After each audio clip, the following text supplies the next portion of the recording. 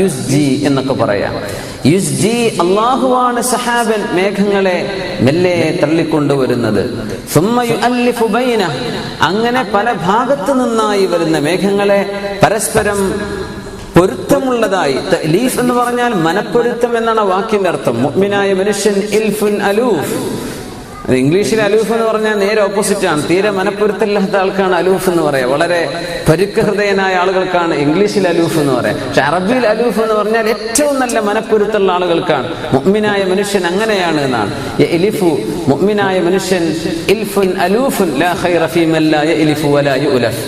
മുഅ്മിനായ മനുഷ്യൻ എല്ലാവരോടും ഇണങ്ങുന്ന ആളാണ്, വളരെ പെട്ടെന്ന് ഇണങ്ങുന്ന ആളാണ്. പക്ഷേ ലാ ഖൈറ ഫീ മൻ ലാ യഅലിഫു വലാ യുഅലഫ്, ചില ആളുകൾ ആരോടൊക്കെ ഇണങ്ങൂല, അവരോട് ഇണങ്ങാൻ ആരും ഇങ്ങോട്ടും വരൂല. അങ്ങനത്തെ ആളുകളിൽ ഒരു ഖൈറുമില്ലെന്ന് റസൂലുള്ളാഹി സ്വല്ലല്ലാഹു അലൈഹി വസല്ലം പറയുന്ന ഒരു ഹദീസുണ്ട്. അപ്പൊ യുഅല്ലിഫു എന്ന് പറഞ്ഞാൽ അല്ലഫ എന്ന വാക്ക് ആ ആശയധാതുവിൽ നിന്നാണ്. പക്ഷേ അല്ലഫ എന്ന് പറഞ്ഞാൽ ഒന്ന് മറ്റൊന്നിനെ കൂട്ടിച്ചേർക്കുക, ഒരുമിച്ച് കൊണ്ടുവരെ, ജംഇ ചെയ്യുക. മേഘക്കൂട്ടങ്ങളെ അല്ലാഹു തആല ഒരുമിച്ച് കൂട്ടുന്നു. സുമ്മ യജ്അലുഹു റുഖാമ, പിന്നീട് അവയെ അല്ലാഹു റുഖാം, റുഖാം എന്ന് പറഞ്ഞാൽ ഒന്നിന് മീതെ മറ്റൊന്നായി, പൈൽഡ് ഓൺ, ഒന്നിന് മീതെ മറ്റൊന്നായി കൂടിച്ചേർന്ന മേഘങ്ങളാക്കി അല്ലാഹു തആല മാറ്റുന്നു. അത് മാറ്റിക്കഴിഞ്ഞാൽ ഫതറ, ഉടനെ തന്നെ കാണാൻ കഴിയും, അൽ വദ്ഖ, മഴയെ കാണാൻ കഴിയും അങ്ങേക്ക്. യഖ്റുജു മിൻ ഖിലാലി, അതിന്റെ ഇടയിൽ നിന്ന് മഴ ഇങ്ങനെ വർഷിക്കുന്നു.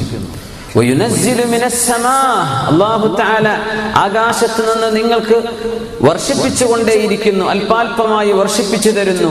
മിൻ ജിബാലിൻ ഫീഹാ, ആകാശത്തുള്ള പർവ്വതങ്ങളിൽ നിന്ന്, മിൻ ബറദിൻ, ഐസ് കട്ടയുടെ പർവ്വതങ്ങളിൽ നിന്ന്, ആകാശത്ത് നിന്ന് നിങ്ങൾക്ക് മഴ വർഷിപ്പിച്ചു തരുന്നു.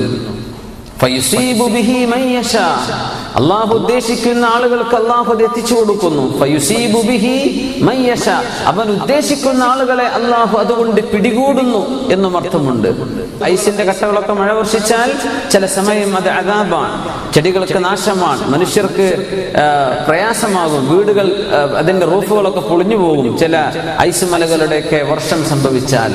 അല്ലാഹു തആല ഫയുസീബു ബിഹി മൻ യശാ, അല്ലാഹു തആല മഴ വർഷിക്കുമ്പോൾ പറയുന്നത് മഴ ഇറക്കിത്തരുന്നാണ്. പക്ഷെ ഇവിടെ അസ്വാബ, അത് അല്ലാഹു പിടികൂടുന്നു എന്നർത്ഥത്തിലാണ്. ഐസ് മലകളിൽ നിന്ന് അല്ലാഹു തആല ആകാശത്ത് നിന്ന് മഴ വർഷിപ്പിക്കുമ്പോൾ അവൻ ഉദ്ദേശിക്കുന്നവരെ ഇതുകൊണ്ട് അല്ലാഹു പിടികൂടുന്നു. വയസ്രിഫുഹു അമ്മൻ യശാ, അവൻ ഉദ്ദേശിക്കുന്നവരിൽ നിന്ന് അല്ലാഹു അതിനെ തട്ടിമാറ്റുകയും ചെയ്യുന്നു. ചില ആളുകൾക്ക് ആ ശിക്ഷ വരില്ല, ചില ആളുകളിൽ നിന്ന് രക്ഷപ്പെടും. യകാദു സനാ ബർഖിഹി, ആ ഐസിൽ നിന്ന്, അതിൽ നിന്ന് ജന്യമായി ഉണ്ടാകുന്ന ബർക്ക്, ഇടിമിന്നലിന്റെ പ്രകാശം. ഇടിമിന്നൽ ഉണ്ടാകുമ്പോൾ ശക്തമായ പ്രകാശം ഉണ്ടാകും. ആ ഇടിമിന്നലിന്റെ പ്രകാശം യദ്ഹബു ബിൽ അബ്സാർ, മനുഷ്യന്റെ കാഴ്ച തന്നെ കൊണ്ടുപോകുമാറായിട്ടുണ്ട്. അത്രക്ക് ശക്തമായ പ്രഭയാണ് അല്ലാഹു തആല ഇടിമിന്നൽ കാരണം ഉണ്ടാകുന്ന ആ പ്രഭ, അത്രയും വലിയ പ്രകാശമാണ് അല്ലാഹു ഉണ്ടാക്കുന്നത്. എവിടെ നിന്നുണ്ടാക്കുന്നത്? ബറദ്, ഐസിൽ നിന്ന്. ആകാശലോകത്ത് ഐസിന്റെ കണികകളായി മാറുന്ന ജലത്തുള്ളികൾ ഐസായി മാറി അതിന്റെ ചാർജിൽ നിന്നാണ് ഇടിയുണ്ടാകുന്നത് എന്ന ആശയം ലോകത്തിന് മനസ്സിലായത് 1980 ശേഷമാണ്. ഇടി മിന്നലുണ്ടാവുന്ന കഥ നമ്മൾ വായിച്ചതൊക്കെ ഇപ്പോൾ ഔട്ട്ഡേറ്റഡ് ആണ്, നമ്മൾ പഠിച്ചതല്ല ഇപ്പൊ ഇടി ഉണ്ടാവാനുള്ള കാരണം. മുമ്പൊക്കെ അങ്ങനെയാ പറഞ്ഞിരുന്നത്. മേഘങ്ങൾ, വിപരീത ചാർജുകളുള്ള മേഘങ്ങളുടെ അവരുടെ സംയോജനം കാരണം രണ്ട് മേഘങ്ങൾക്കിടയിലൂടെ, അല്ലെങ്കിൽ മേഘവും ഭൂമിയും ഇതിന്റെ ഇടയിലൂടെ ശക്തമായ വൈദ്യുത ചാർജ് കടന്നു പോകുമ്പോഴാണ് ഇടിമിന്നൽ ഉണ്ടാകുന്നത് എന്നാണ് നമ്മളൊക്കെ പഠിച്ചു പോകുന്നത്. ഓർമ്മ ഉണ്ടോ എന്നറിയില്ല, നമ്മളൊക്കെ സ്കൂളിലൊക്കെ പഠിച്ചത്. പക്ഷേ ഇന്നത് തിരുത്തിയത് എപ്പോഴാ? 1980 ശേഷം, 20-ാം നൂറ്റാണ്ടിന്റെ ആ 80 വർഷങ്ങൾക്ക് ശേഷമാണ് സുബ്ഹാനല്ലാഹ് ഇടി ഉണ്ടാവാനുള്ള കാരണം ഐസ് കട്ടകളുടെ ചാർജുകളാണ് ഇതിന്റെ കാരണം. അല്ലാഹു തആല യകാദു സനാ ബർഖിഹി, ഹി എന്ന് പറഞ്ഞ ആ ബർക്ക്, സന എന്ന് പറഞ്ഞ പ്രകാശം, കത്തിജ്വലിക്കുന്ന പ്രകാശത്തിനാണ് സന എന്ന് പറയാ. ബർക്ക് എന്ന് പറഞ്ഞാൽ തന്നെ ഇടിമിന്നൽ, ഇടിമിന്നലിന്റെ ആ വലിയ പ്രഭ, ബർഖിഹി, അതിന്റെ ഇടിമിന്നൽ. ഏതിന്റെ? അഹി എന്നത് മിൻ ബറദിൻ, ഐസ് എന്ന് പറഞ്ഞ വാക്കിലേക്കാണ് മടങ്ങുന്നത്. ആ ദമീറിന്റെ മർജിഅ ഇലൈഹി ബറദ്. അപ്പൊ ഐസിനാൽ ഉണ്ടാകുന്ന ഇടിമിന്നൽ. ആകാശലോകത്തെ മേഘത്തിന്റെ ഉള്ളിൽ അതിസാന്ദ്രം -ഡിഗ്രി, -40നും 60നും 60ഓളം -60ഓളം വരുന്ന ഡിഗ്രിയിൽ അതിസൂക്ഷ്മമായ ഐസ് കണങ്ങളായിട്ടാണ് അല്ലാഹു തആല ഈ മേഘങ്ങളെ ആകാശലോകത്ത് നിർത്തുന്നത് എന്ന് ഇന്ന് നമുക്കൊക്കെ വ്യക്തമായി അറിയുന്ന വളരെ പഠനങ്ങൾ നടന്ന വിഷയമാണ്. ആ ഐസിലൂടെയാണ്, അതിന്റെ ചാർജുകളിന്റെ വ്യത്യാസങ്ങളിലൂടെയാണ് സത്യത്തിൽ വൈദ്യുത തരംഗങ്ങൾ ഉണ്ടാക്കുന്ന ഇടിമിന്നലുകൾ ഉണ്ടാകുന്നത്.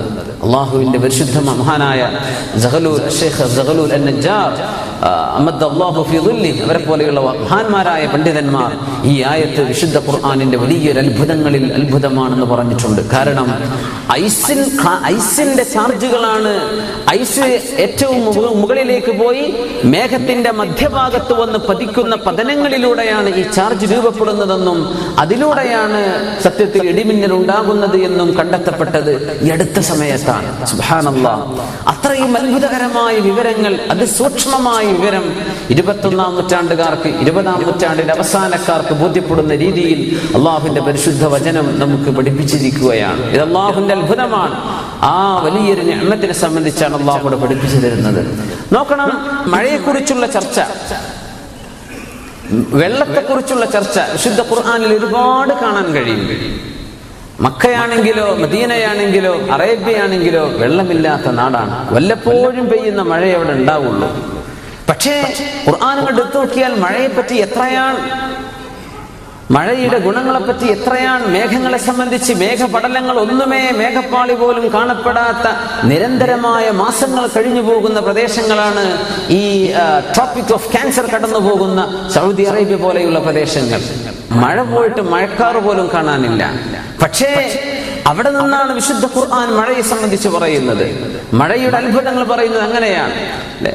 അത് വിശുദ്ധ ഖുർആൻ ഒരു പ്രദേശത്തേക്കുള്ളതല്ല എന്ന് മനസ്സിലാക്കുന്ന ചില സൂചനകളാണത്. ഖുർആൻ എല്ലാ മനുഷ്യർക്കുള്ളതാണ്, എല്ലാ ജിന്നുകൾക്കും എല്ലാവർക്കും ഉള്ളതാണ്. എല്ലാ ജീവനുള്ള വസ്തുക്കളെയും വെള്ളത്തിൽ നിന്ന് നാം സൃഷ്ടിച്ചു എന്ന് അല്ലാഹു തആല പറയുന്നുണ്ട്. വെള്ളത്തിൽ നിന്ന് സൃഷ്ടിച്ചു. ഇന്ന് നമുക്ക് മനസ്സിലാകുന്നതാണ്, ഏതൊരു ജീവനുള്ള വസ്തുവിന്റെയും ശരീരത്തിലെ 70 മുതൽ 90% വരെ ശരീരഭാഗം വെള്ളമാണ്.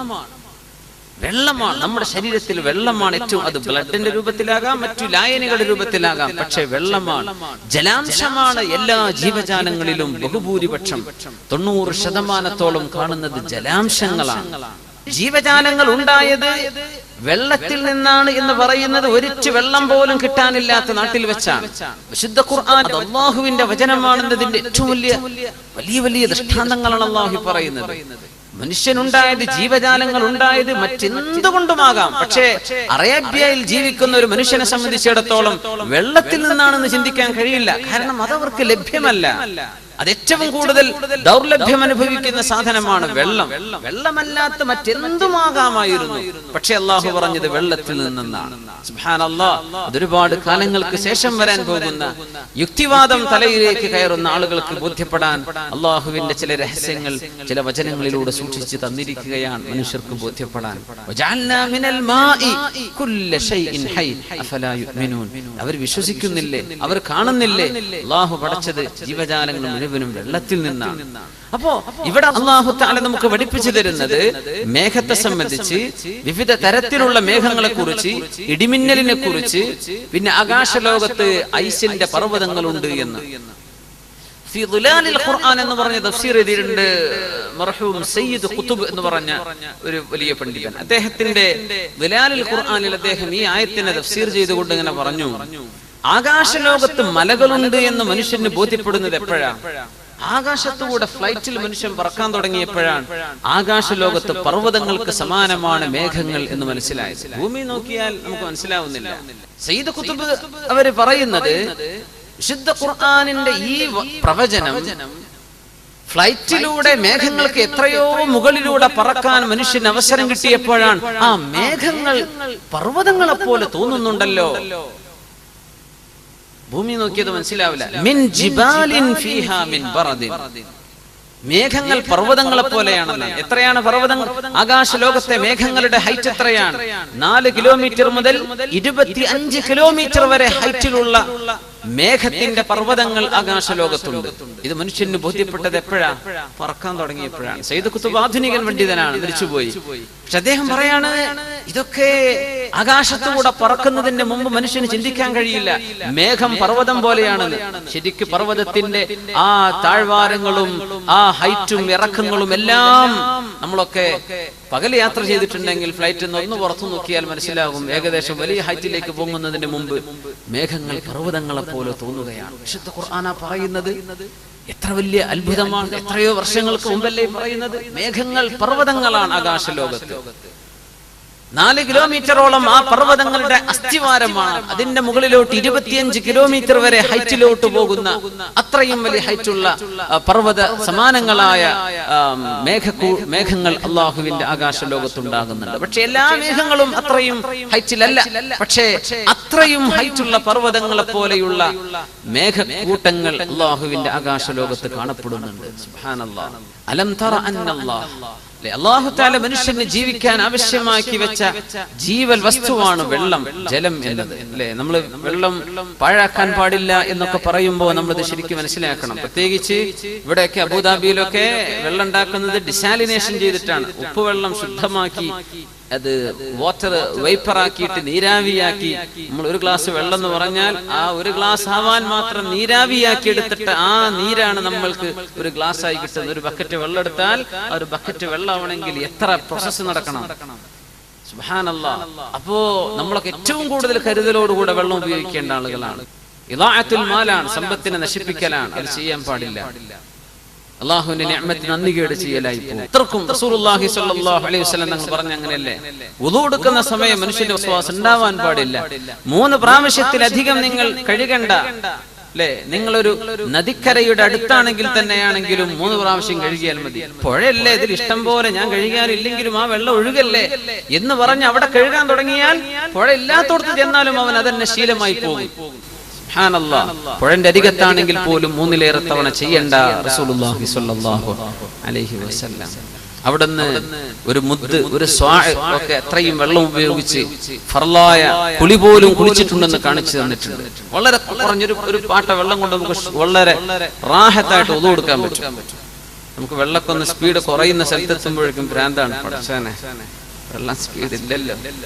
എവിടെയെങ്കിലും വല്ല പള്ളിയിലൊക്കെ വെള്ളം വളരെ കുറച്ചാണെങ്കിൽ, പക്ഷെ അതാണ് ഖൈർ. കുറച്ചൊരു ക്ഷമയൊക്കെ ഉണ്ടെങ്കിൽ വളരെ ഖൈർ. അതാണ് നമുക്ക് ഒരുപാട് ഖൈർ അതുകൊണ്ട് കിട്ടും. ഇബ്നു അബ്ബാസ് റളിയല്ലാഹു അൻഹു ഒരാളിങ്ങനെ ധാരാളം വെള്ളം ഉപയോഗിച്ചപ്പോൾ പറഞ്ഞതാണ്, ഇങ്ങനെ വെള്ളം ഉപയോഗിക്കല്ലേ, വളരെ കുറച്ച് പോരെ നിനക്ക് വെള്ളം, എനിക്കിത് പോരാ എന്ന് പറഞ്ഞു. നിന്നെക്കാളും ഖൈറായ ഒരാൾ റസൂലുള്ളാഹി സ്വല്ലല്ലാഹു അലൈഹി വസല്ലം നിന്നെക്കാളും കുറച്ച് വെള്ളം ഉപയോഗിച്ച് ഉളു കൊടുത്തിട്ടുണ്ടല്ലോ എന്ന് മഹാനായ ഇബ്നു അബ്ബാസ് റളിയല്ലാഹു അൻഹു ആ മനുഷ്യനോട് പറഞ്ഞു കൊടുത്തു. ഭൂമിയുടെ 2 ഭാഗം അല്ലാഹു ഉപ്പുവെള്ളമാണ് വെച്ചിട്ടുള്ളത്. എല്ലാ സമുദ്രങ്ങളും ഉപ്പുവെള്ളമാണ്. ശുദ്ധവെള്ളം ആശ്രയിച്ചേ നമുക്ക് ജീവിക്കാൻ കഴിയും. ശുദ്ധവെള്ളം നമുക്ക് കിണറുകളിലൂടെ അല്ലാഹു നൽകുന്നുണ്ട്. പുഴകൾ, അരുവികൾ, അല്ലേ, ജലാശയങ്ങൾ. പക്ഷേ ഈ ജലാശയങ്ങളൊക്കെ വറ്റിക്കൊണ്ടു ഇതിനൊക്കെ വെള്ളം കുറഞ്ഞു വരും, കിണറുകൾ വറ്റിപ്പോകും. അല്ലെ, വർഷക്കാലം ഒന്ന് പിന്തിക്കഴിഞ്ഞാൽ നമുക്ക് ബേജാറുകളാണ്. അടിയന്തര മന്ത്രിസഭാ യോഗങ്ങൾ. എന്ത് മന്ത്രിസഭാ യോഗം? അവർക്ക് മഴയ്ക്ക് തരാൻ പറ്റുമോ? ഇല്ല. നമ്മൾ ഉടനെ ഓടും കേന്ദ്രത്തേക്ക്. എന്ത് കേന്ദ്രം? അവർക്ക് എന്ത് ചെയ്യാൻ പറ്റും? മഴക്ക് മഴ തന്നെ വേണ്ടേ? അത് അള്ളാഹു തന്നെ തരണ്ടേ? ആർക്കും ഇതിൽ ഇടപെടാൻ കഴിയില്ല. അള്ളാഹുവിന്റെ മാത്രം, അള്ളാഹുവിന്റെ ഖുദ്റത്ത്, അള്ളാഹു തആല അവന്റെ റഹ്മത്ത് ഇറക്കിയാൽ മാത്രമേ കിട്ടുകയുള്ളൂ. വെള്ളം ഇവാപറേഷൻ നടക്കും. വെള്ളം, നമ്മളിപ്പോ ഒരു ഗ്ലാസ് വെള്ളം റൂമിൽ വെച്ചിട്ട് നാട്ടിൽ പോയി എന്ന് വിചാരിക്കുക. നാട്ടിൽ പോയി തിരിച്ചു വരുമ്പോ ആ ഗ്ലാസ്സിലെ വെള്ളം കുറഞ്ഞിട്ടുണ്ടാവും. എന്താ സംഭവിച്ചത്? വെള്ളം താനെ നീരാവിയായി പോകും. ഒരു ഇവാപറേഷൻ എന്ന് പറഞ്ഞ സംഭവം വെള്ളത്തിൽ നടക്കുന്നുണ്ട്. ഒരു ഗ്ലാസ്സിൽ വെക്കുമ്പോൾ കുറച്ച് സമയം എടുക്കും ആ വെള്ളം. ഒരു 6 മാസത്തെ ലീവിനൊക്കെ പോയാൽ ഏകദേശം ഫുൾ ഗ്ലാസ്, അര ഗ്ലാസ്സിന് താഴെ എത്തിയിട്ടുണ്ടാവും. നേരെ മറിച്ച് ഒരു പാട്ട വെള്ളം നമ്മൾ വെള്ളം വലിച്ചെടുക്കാത്ത പ്രതലത്തിന് ഒഴിച്ചു പോയാൽ അതിലും പെട്ടെന്ന് ആ വെള്ളം വറ്റിപ്പോവും. എന്തേ? ആ വെള്ളത്തിന് പരന്നു കിടക്കാനുള്ള അവസരം കൊടുത്തപ്പോ പെട്ടെന്ന് അത് നീരാവിയായി പോകുന്നതാണ്. ജലം വലിച്ചെടുക്കുന്ന സ്ഥലം പോകട്ടെ, അതല്ലാത്ത തന്നെ പരത്തി വെച്ചാൽ തന്നെ പെട്ടെന്ന് ഗ്ലാസ്സിലാകുമ്പോൾ മേൽഭാഗത്തേ പോകുള്ളൂ. അതിന്റെ പ്രതലം പരക്കുമ്പോൾ പെട്ടെന്ന് നഷ്ടപ്പെട്ടു പോകും, നീരാവിയായി പോകും. അപ്പോ വെള്ളം നഷ്ടപ്പെടുമ്പോൾ അതിലേക്ക് ആഡ് ചെയ്യണം. എവിടെ നിന്നാണ് ആഡ് ചെയ്യേണ്ടത്? ആരാണ് അതിലേക്ക് ചൊരിച്ചു തരേണ്ടത്? അല്ലാഹു തആല ആകാശത്ത് ലോകത്ത് തന്നെ ചൊരിച്ചു തരണം. നമുക്ക് കുടിക്കാനിപ്പോ ഡിസാലിനേഷൻ ചെയ്തിട്ട് കടൽ വെള്ളം ശുദ്ധീകരിച്ചിട്ട് നമുക്ക് വെള്ളം കുടിക്കാൻ പറ്റുമെന്ന് വിചാരിക്കാം. പക്ഷേ ആയിരക്കണക്കിന് ജീവജാലങ്ങൾ മരുഭൂമിയിലുണ്ട്. അവകൾക്ക് തിന്നാൻ പുല്ല് വേണം, ചെടികൾ വേണം. ആര് പോയി നനച്ചു കൊടുക്കുന്നതൊക്കെ? എത്രയോ നമ്മൾ കാണാത്ത പക്ഷികൾ, ജീവജാലങ്ങൾ അള്ളാഹുവിന്റെ ഭൂമിയിൽ ജീവിക്കുന്നു. ഇവക്കൊക്കെ അള്ളാഹുവിന്റെ ആകാശം തരുന്ന വെള്ളം കൊണ്ടേ നനവ് സ്വീകരിക്കാൻ പറ്റും. ആ നനവ് പിടിച്ചു വെക്കുകയാണ്. മരുഭൂമിയിലൊക്കെയുള്ള ചെടികൾ ഭയങ്കര അത്ഭുതമാണ്. അള്ളാഹുവിന്റെ ഖുദ്റത്തിന്റെ ഭയങ്കര അത്ഭുതമാണ്. നമ്മുടെ നാട്ടിലൊക്കെ വെള്ളം നമ്മൾ സ്ഥിരം ഒഴിച്ചു കൊടുക്കുന്ന, നമ്മൾ മാവിനോ മറ്റ് നമ്മൾ നട്ട് വളർത്തുന്ന ചെടികൾക്കോ വെള്ളം ഒരു മാസം കൊടുക്കാതിരുന്നാൽ അത് ഉണങ്ങിപ്പോകുന്നു. എത്രയും നല്ല ഫെർട്ടൈൽ മണ്ണ് നമ്മുടെ നാട്ടിലെ മണ്ണ്, നല്ല ഫലഭൂയിഷ്ടമായ മണ്ണ്. വെള്ളം കൊടുക്കാതിരുന്നാൽ ഉണങ്ങിപ്പോവുകയാണ്. ഈ മരുഭൂമിയിൽ ഒരു മഴ, 2 മഴ കിട്ടിയാലായി. എന്താണ് ആ മഴയുടെ അവസ്ഥയൊക്കെ? കേരളക്കാരായ നമുക്കറിയാലോ എന്താണ് മഴ നമ്മുടെ നാട്ടിൽ ഇവിടെയെന്ന്. ആ കിട്ടുന്ന മഴയിൽ പിടിച്ചു നിൽക്കുകയാണ് നമ്മൾ കാണുന്ന പുല്ലുകളും ചെടികളൊക്കെ മരുഭൂമിയിൽ കാണുന്നത്. അതിന്റെ ചുറ്റും മണലാണ്. ആ മണലിന്റെ അരികത്ത് വെള്ളത്തിന്റെ ഒരു അംശം ഉണ്ടാവില്ല. പക്ഷെ എന്തൊരു തളിർത്തു നിൽക്കുന്ന, എന്തൊരു നല്ല ശോഭയുള്ള പച്ചപ്പുള്ള ചെടികളാണ്. അല്ലാഹു തആല ഇത്തരം ചെടികൾക്ക് ചില അത്ഭുതം കൊടുത്തിട്ടുണ്ടെന്നാണ്. അതിന്റെ വളരെ കുറഞ്ഞ വെള്ളം ഉപയോഗിക്കുക, അതിൽ നിന്ന് ഇവാപറേഷൻ, വെള്ളം നഷ്ടപ്പെടാതിരിക്കാൻ വേണ്ടി ഇലകളുടെ വണ്ണം കുറച്ചു കൊടുക്കുക. വീതി കുറഞ്ഞ ഇലകളാണ് കൊടുക്കുന്നത്. കാരണം ഇലകൾ പരന്നു പോയാൽ അത്രയും സ്ഥലത്ത് വെള്ളം നഷ്ടപ്പെടും. ഇലകൾ ചുരുക്കി കൊടുക്കുകയാണ്. ഈത്തപ്പനൊക്കെ അങ്ങനെയാണ്. ഈത്തപ്പന അങ്ങനെയാണ്, വളരെ കുറച്ച്. റസൂലുള്ളാഹി സ്വല്ലല്ലാഹു അലൈഹി വസല്ലം മുഅ്മിനായ മനുഷ്യന്റെ ഉദാഹരണമാണ് ഈത്തപ്പന എന്ന് പറഞ്ഞു. മസലുഹാ കമസലിൽ ഇന്ന മിനശ് ശജരി ശജറതൻ മസലുഹാ കമസലിൽ മുഅ്മിൻ. റസൂലുള്ളാഹി സ്വല്ലല്ലാഹു അലൈഹി വസല്ലം പറയാൻ, വൃക്ഷങ്ങളിൽ ഒരു വൃക്ഷമുണ്ട്, ആ വൃക്ഷം മുഅ്മിനായ മനുഷ്യന്റെ ഉദാഹരണമാണ്. അത് നിങ്ങൾക്ക് പറഞ്ഞുതരാൻ പറ്റുമോ? ഒരു ചോദ്യമായി തങ്ങൾ സ്വല്ലല്ലാഹു അലൈഹി വസല്ലം സദസ്സിനോട് ചോദിച്ചു.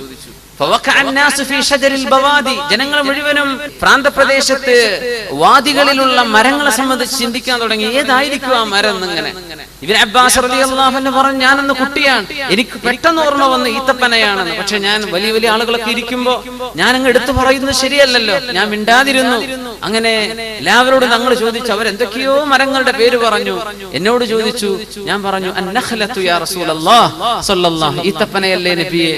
അത് ഈത്തപ്പന തന്നെയാണെന്ന് റസൂലുള്ളാഹി സ്വല്ലല്ലാഹു അലൈഹി വസല്ലം. ഈത്തപ്പനയാണ്. അപ്പൊ നമ്മൾ വിചാരിക്കും തെങ്ങില്ലാത്തതുകൊണ്ടായിരിക്കും അല്ലാഹുവിന്റെ റസൂലാ പറഞ്ഞത്.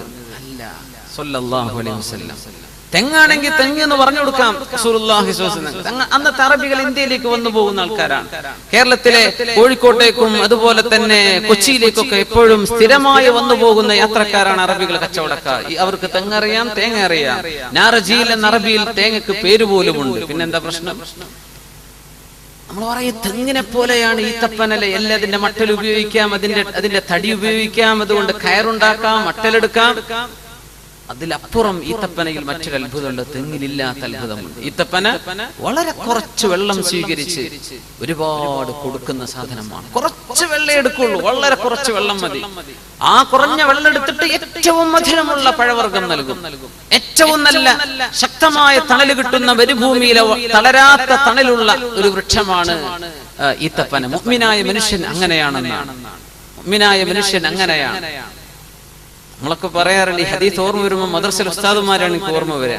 കാരണം ഇൽമ പഠിപ്പിക്കുന്നതിന് വളരെ കുറച്ച് തുച്ഛമായ ശമ്പളം, വളരെ കുറഞ്ഞ വേതനം വാങ്ങിയിട്ട് വളരെ കൂടുതലായ ഖൈറാത്തുകൾ തിരിച്ചു നൽകുക. കുറച്ചേ കിട്ടണുള്ളൂ, പക്ഷെ കൊടുക്കുന്നത് കൂടുതലാണ്. മുഅ്മിനായ മനുഷ്യന്റെ ഉദാഹരണം അങ്ങനെയാണെന്നാണ്. കുറെ കിട്ടണം, അതല്ല, കുറച്ച് കിട്ടിയാൽ മതി. പക്ഷെ ജനങ്ങൾക്ക് കൊടുക്കുന്നത് ഒരുപാടാണ്. കുറച്ചേ കിട്ടണുള്ളൂ, നൽകുന്നത് കൂടുതലാണ്. മുഅ്മിനായ മനുഷ്യൻ അങ്ങനെയാവണമെന്നാണ്. കുറച്ച് വെള്ളം എടുക്കുക. ആ മരുഭൂമിയിലെ മണ്ണ് എന്താണ് ആ മണ്ണിന്റെ അവസ്ഥ? അതിൽ നിന്ന് ഏറ്റവും നല്ല മധുരമുള്ള പഴം, നല്ല മധുരമുള്ള ഏറ്റവും നല്ല ഫൈബറുള്ള നല്ല പഴമാണ് ഈത്തപ്പനയുടെ ആ ഫലം. ഈത്തപ്പനയാണെങ്കിലോ കുറച്ചേ വെള്ളം അതിൽ വേണ്ടു, വളരെ കുറച്ച് മതി. തെങ്ങ് അങ്ങനെയല്ല. തെങ്ങിന് നല്ല വെള്ളം വേണം, വളം വിട്ട് കൊടുക്കണം, ഇല്ലെങ്കിൽ തേങ്ങ കഴിക്കൂല. ഈത്തപ്പനക്ക് അതൊന്നുമല്ല പ്രശ്നം. സുബ്ഹാനല്ലാഹ്. ഇങ്ങനെ മുഅ്മിനായ മനുഷ്യനോട് ചേർന്ന് നിൽക്കുന്നത് ഈത്തപ്പനയാണെന്ന് റസൂലുള്ളാഹി സ്വല്ലല്ലാഹു അലൈഹി വസല്ലം. അതിന്റെ ആ വെള്ളത്തിന്റെ ഉപയോഗത്തിലും അത് നൽകുന്നതിലുമൊക്കെയുള്ള ഒരുപിടി അത്ഭുതങ്ങൾ. അത് എല്ലാ മുഅ്മിനായ മനുഷ്യന് എല്ലാം ഉപകാരമാണെന്ന് പറഞ്ഞ പോലെയാണ് ഈത്തപ്പനയുടെ അവസ്ഥ. അപ്പോ അല്ലാഹു സുബ്ഹാനഹു വ തആല മനുഷ്യനിൽ ജലാംശം നഷ്ടപ്പെടുമ്പോൾ ഭൂമിയുടെ മുകളിലേക്ക് വർഷിച്ചു തരുന്ന അല്ലാഹുവിന്റെ നിഅമത്താണ്, റഹ്മത്താണ് മഴ എന്ന് പറയുന്നത്. യാ അല്ലാഹ്, ആ മഴ അല്ലാഹു തന്നെങ്കിൽ മാത്രമേ കരയിലുള്ള ജീവജാലങ്ങൾക്ക് നിലനിൽക്കാൻ കഴിയും. അപ്പോഴേ കിണറ്റിൽ വെള്ളം ഉണ്ടാകും, അപ്പോഴേ നമ്മുടെ പുഴകളിൽ വെള്ളം ഉണ്ടാകും, അപ്പോഴേ നമ്മുടെ ജലാശയങ്ങളിൽ വെള്ളം നിലനിൽക്കും. അത് വറ്റിപ്പോകുന്നത്, അണ്ടുപോകുന്നത് അതിന് പകരം അള്ളാഹു ഒഴിച്ചു തരികയാണ്. അലം തറ, അങ്ങ് കണ്ടില്ലയോ നബിയെ, അന്നല്ലാഹ, തീർച്ചയായും അല്ലാഹു, യുസ്ജി സഹാബൻ, അല്ലാഹുവാണ് മേഘങ്ങളെ മെല്ലെ മെല്ലെ മെല്ലെ മെല്ലെ തള്ളിക്കൊണ്ടുപോരുന്നത്. വറസൽന റിയാഹ ലവാഖിഹ്, ശുദ്ധ ഖുർആൻ മേഘങ്ങളെ തള്ളിക്കൊണ്ടുപോകുന്നത് കാറ്റിനാലാണെന്ന് അല്ലാഹു തആല വിവരിക്കുന്ന ഒരുപാട് ആയത്തുകൾ ശുദ്ധ ഖുർആനിൽ കാണാൻ കഴിയും.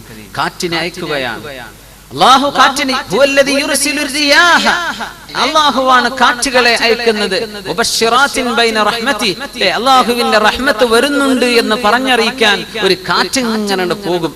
മഴ വരുന്നുണ്ടല്ലോ, അല്ലാഹുവിന്റെ റഹ്മത്ത് വരുന്നുണ്ട് എന്ന സന്തോഷവാർത്ത, ബുഷ്റ, സന്തോഷവാർത്ത അറിയിക്കാൻ വേണ്ടി അല്ലാഹു തആല കാറ്റിനെ അയക്കുന്നുവല്ലോ. ആ കാറ്റാണ് അല്ലാഹുവിന്റെ അപാരമായ വലിയൊരു നിഅമത്താണ് കാറ്റ്. കാറ്റിലൂടെയാണ് മേഘങ്ങളെ തള്ളിക്കൊണ്ടുപോകുന്നത്. കാറ്റ് എന്ന് പറഞ്ഞത് തന്നെ വലിയ അത്ഭുതമാണ്. കാറ്റ് എന്ന് പറഞ്ഞാൽ എന്താ, നമുക്ക് ഫീൽ ചെയ്യാനേ പറ്റുള്ളൂ, കാണാൻ പറ്റാത്ത സാധനമാണ്. അന്തരീക്ഷത്തിലെ വായുവിന്റെ കണങ്ങൾക്കാണ് നമ്മൾ കാറ്റ്, അതിന് വായു എന്ന് പറയാം. ഈ വായുവിന്റെ കണങ്ങൾ ചൂടും തണുപ്പുമാകുമ്പോൾ സൂര്യപ്രകാശത്തിന്റെ ചൂടുകൊണ്ടും അതുപോലെ തന്നെ രാപ്പകലുകൾ മാറി മാറി വരുന്നതിലൂടെയുള്ള ഈ അന്തരീക്ഷത്തിന്റെ ടെമ്പറേച്ചറിന്റെ വ്യത്യാസം, ഇതിലൂടെയാണ് കാറ്റുകൾ സഞ്ചരിക്കുന്നത്. എത്രയാ കാറ്റിന്റെ ഒക്കെ സ്പീഡ്! അല്ലാഹു തആല അവന്റെ ശിക്ഷയായി ഇറക്കുന്ന കാറ്റുകൾ മണിക്കൂറിൽ 300 മുതൽ 500 വരെ കിലോമീറ്റർ വേഗതയുള്ള കാറ്റുകൾ ഉണ്ടെന്ന് നമ്മൾ മനസ്സിലാക്കിയിട്ടുണ്ട്. ഒരു മണിക്കൂറിൽ അത്രയും സ്പീഡിൽ പോകുന്ന കാറ്റുകൾ. എന്താ ഇപ്പൊ സംഭവിച്ചത്? ആരാണ് കാറ്റിനെ ഇളക്കി വിട്ടത്? ആരും ഇളക്കിയതല്ല. ഇവിടെയുള്ള കാറ്റ് തണുപ്പുള്ള കാറ്റാണ്, അന്തരീക്ഷം തണുപ്പാണ്, ഇവിടെ ചൂടാണ്. ചൂടാകുമ്പോ ഇവിടെ ലൂസാകും, ലൂസാകുമ്പോ ഈ കട്ടിയുള്ള ഭാഗം ഇതിലേക്ക് വരാൻ തുടങ്ങും. ഇങ്ങോട്ട് ചേക്കാറ ഇവിടെ സാന്ദ്രത കൂടിയിരിക്കും തണുത്ത ഭാഗത്ത്. ചൂടാകുമ്പോ സാന്ദ്രത കുറവാണ്. സാന്ദ്രത കുറവാകുമ്പോ അവിടെ കുറച്ച് സ്പേസ് ഉണ്ട് എന്ന് തോന്നും. അപ്പോ ഈ തണുത്ത കാറ്റ് ഇങ്ങോട്ടും ഇങ്ങോട്ട് മൂവ് ചെയ്യാണ്. നമ്മൾ പറയും കാറ്റടിക്കാൻ തുടങ്ങി. ഇവിടെ ചൂടായിട്ടേ ഉള്ളൂ, ഇവിടെ തണുപ്പാണ്. തണുപ്പും ചൂടും വരുമ്പോഴാണ് കാറ്റ് നീങ്ങുന്നത്. ചൂടാകുന്നിടത്ത് തണുപ്പിടന്ന് കാറ്റ് നീങ്ങിയാണ്. നമ്മൾ അതിനെ പറയും വായുവിന്റെ ചലനം എന്ന് പറയും. ഈ ചലനം അല്ലാഹു തആല വളരെ പെട്ടെന്ന് ഇതിന്റെ ടെമ്പറേച്ചറിൽ കാര്യമായ വ്യത്യാസം വന്നാൽ ഭയങ്കര സ്പീഡിലാണ് പിന്നെ പോകുന്നത്. അപ്പോ അന്തരീക്ഷമാണ്. ഇങ്ങനെ കാറ്റുണ്ടാവണമെങ്കിൽ സൂര്യൻ വേണം, വായു ചലിക്കണമെങ്കിൽ രാവും പകലും വേണം. മുഴുസമയം രാത്രിയാണെങ്കിലും പറ്റില്ല, മുഴുസമയം പകലാണെങ്കിലും പറ്റില്ല. ഈ 4 കാലാവസ്ഥകൾ മാറി മാറി വരണം. സുബ്ഹാനല്ലാഹ്.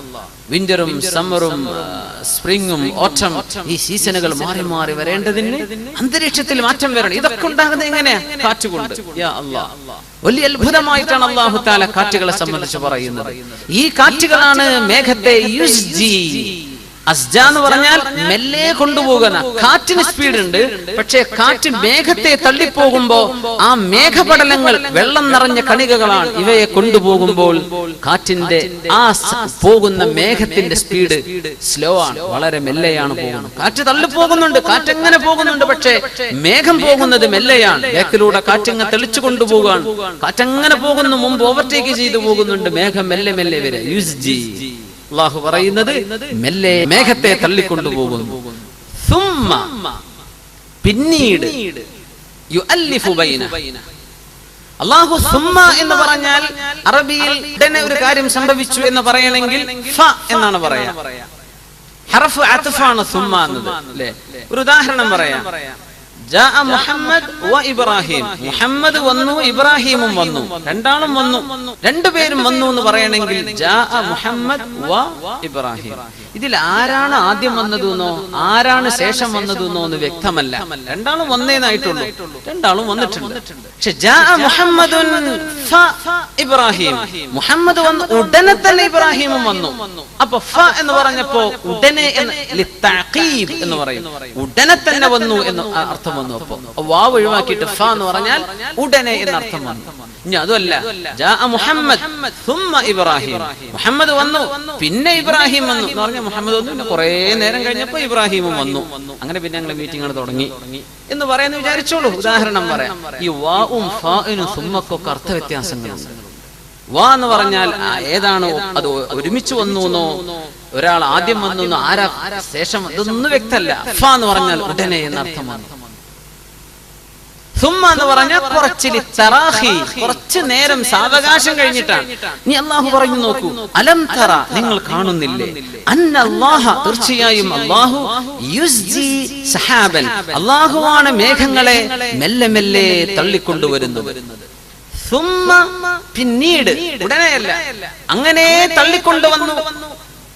അന്തരീക്ഷത്തിന്റെ വിവിധ ഭാഗങ്ങളിൽ നിന്ന് മേഘങ്ങൾ ഇങ്ങനെ തള്ളി വന്ന് യുഅല്ലിഫു ബൈന, ആ മേഘങ്ങളെ അല്ലാഹു തആല കൂട്ടിച്ചേർത്ത് ഒരു മേഘ സമൂഹമാക്കി മാറ്റുകയാണ്. അതിനൊരുപാട് സമയം എടുക്കുന്നുണ്ട്. അത് ഉടനെയല്ല, മേഘങ്ങൾ പോയിട്ട് ഉടനെ തന്നെയല്ല, കുറച്ച് സമയം എടുക്കുന്നുണ്ട്. അതുകൊണ്ട് സുമ്മ, അല്ലാഹുവിന്റെ കലാമിന്റെ വാക്കുകൾ വളരെ ഭയങ്കരമാണ്, കണിശമാണ്, കൃത്യമാണ്. സമയമെടുത്തിട്ട് വളരെ പെട്ടെന്നല്ലല്ലോ മഴ പെയ്യുന്നത്. ആ സമയെടുക്കുന്നോട് സുമ്മ യുഅല്ലിഫു ബൈന സുമ്മ യജ്അലുഹു റുഖാമ, എന്നിട്ട് ഈ മേഘത്തെ അല്ലാഹു തആല റുഖാമാക്കി മാറ്റുന്നു. റുഖാം എന്ന് പറഞ്ഞാൽ ഒന്നിനു മീതെ മറ്റൊന്നായി അട്ടിയട്ടിയായി നിൽക്കുന്ന മേഘം എന്നാണ്. അപ്പോ മേഘങ്ങളെ കൂട്ടിയോജിപ്പിച്ചു. മേഘങ്ങൾ ഇങ്ങനെ മുഅല്ലഫ, ഒരുമിച്ച് യുഅല്ലിഫു ബൈന, അങ്ങനെയായി കഴിഞ്ഞു.